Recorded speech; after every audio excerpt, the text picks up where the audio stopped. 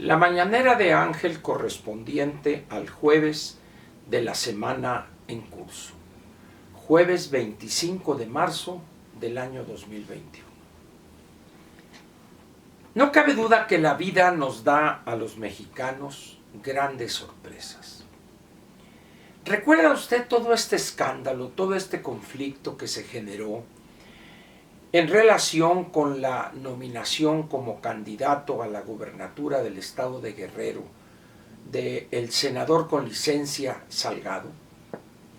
¿Recuerda usted las protestas, los movimientos, acusaciones, etcétera? Esta faramalla de que una encuesta y que luego otra, etcétera, para venir a quedar el mismo que el presidente de la República desde hace muchos meses, si no es que años, se había comprometido a impulsarlo para que fuere candidato y, no sabemos, pero posiblemente gobernador de Guerrero. Muy bien. Pero de repente ayer aparece una noticia que sorprendió a más de uno. La Comisión de Fiscalización del Instituto Nacional Electoral elaboró un proyecto el cual será sometido hoy a consideración del Consejo General de esta institución para que se le retire la constancia o la calidad de candidato a la gubernatura al señor Salgado, porque no presentó su partido, o no sé si él mismo o su partido, no presentó los reportes a los que estaba obligado el candidato y su partido, decía, de los gastos en la precampaña. Y dice uno, a ver, ¿cómo es posible que haya habido el conflicto y las mujeres protestando y diciéndole al presidente, quítelo, nos envió a un violador como gobernador, etcétera, cuando en realidad la verdad es que lo que hizo López fue apoyarlo para que fuera candidato? Quien otorga la calidad de gobernador es el ciudadano que le entrega su voto cuando son mayoritarios en esta elección del 6 de junio. Pero en fin, esa es una cuestión más retórica. Y entonces pues estamos ahora ante una situación rara donde el Consejo General del INE, hoy más tarde, analizará el proyecto que ha elaborado la comisión correspondiente. ¿Y qué cree usted que va a suceder?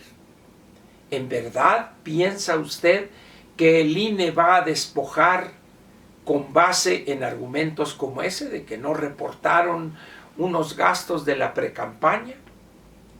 ¿Piensa usted en verdad, le pregunto, que podrán quitarle la candidatura? Y vamos a suponer que el Consejo General así procediere hoy más tarde. ¿Le quitan la candidatura? Evidentemente, el hoy candidato impugnaría esa decisión ante la Sala Superior del Tribunal Electoral del Poder Judicial de la Federación. Y le vuelvo a preguntar, ahora sí, ¿piensa usted que la Sala Superior ratificará la decisión del Consejo General del INE en el sentido de quitarle efectivamente la candidatura y le pedirá al partido Morena que nombre a otro? ¿Cree usted posible que eso pudiera llegar a suceder? Espero estar equivocado, pero pienso yo que no va a suceder eso. ¿Por qué? Pues por la decisión de los magistrados o de los consejeros, pero también por otra razón. No sé qué piense usted, estoy de acuerdo que la ley señala eso, pero me parece algo que no tiene lógica. Pues antes a quien se castigaba era el partido, y de un tiempo acá, no me acuerdo si es de la reforma del 2014, donde ya el candidato también se le suspende en esta calidad de candidato. No lo sé. A mí en lo personal me parece un tanto ridícula esa decisión. o el argumento de que no presentó los gastos de la precampaña. Acepto de entrada que la ley lo manda, lo establece la ley, estoy de acuerdo, pero me parece que es una ley que en ese aspecto específico es un absurdo.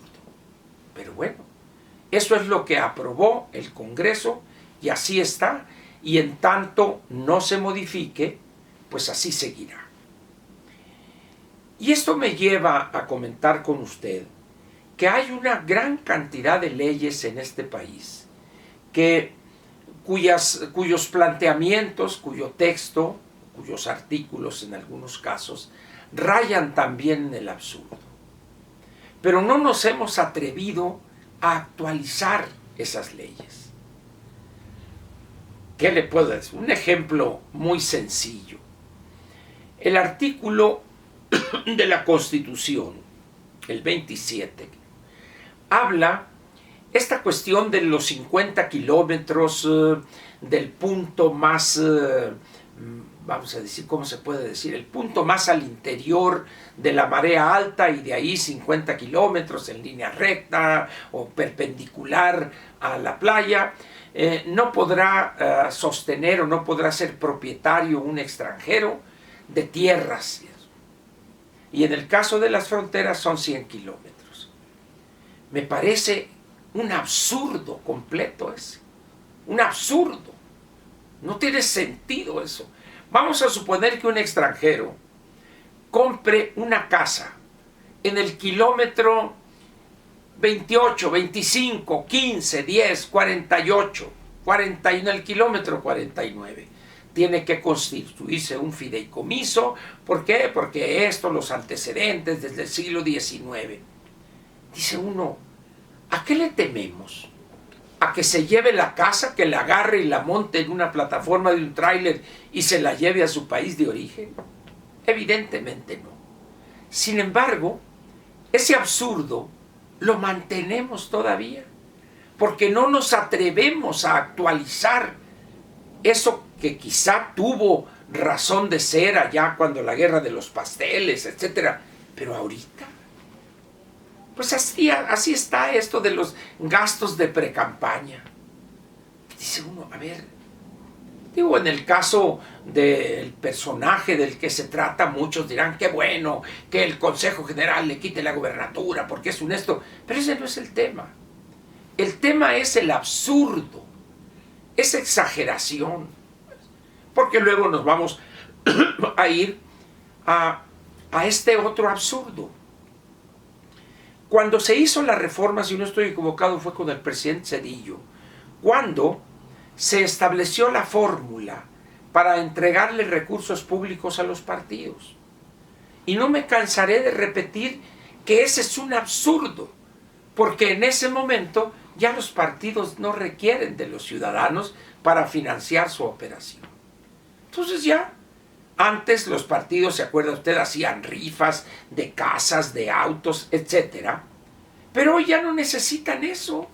Si les dan la lana del sector público, recursos de los contribuyentes, pues ¿para qué quieren quedar bien con los gobernados, con los ciudadanos? Pero no nos atrevemos, ¿saben por qué? Es que va a llegar dinero negro, dinero del narcotráfico.